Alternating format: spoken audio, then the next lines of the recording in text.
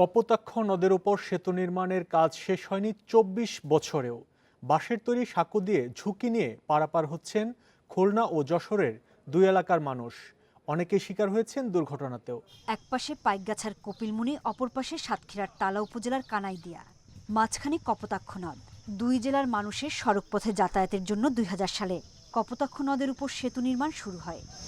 কিন্তু ২০০৩ সালে নভেম্বরে কাজ বন্ধ করে দেয় এনহক অ্যাসোসিয়েট নামের ঠিকাদারি প্রতিষ্ঠান।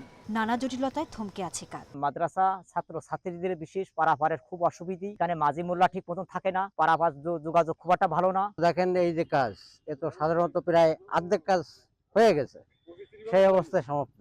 মনে করেন একটা ভয় কাজ করে, রোজ গাড়ি পড়ে যায়। সেতুটি নির্মাণ হলে খুলনার সাতক্ষীরা ও ভোমরা বন্দরের সঙ্গে যোগাযোগ বাড়বে। এটাকে আবার ডিজাইন চেঞ্জ করে করা লাগবে। তো সেই ব্যাপারে আমি সদর দপ্তরের ডিজাইন নিয়ে আলোচনা করি এবং এটা প্রক্রিয়াধীন অবস্থায় আছে।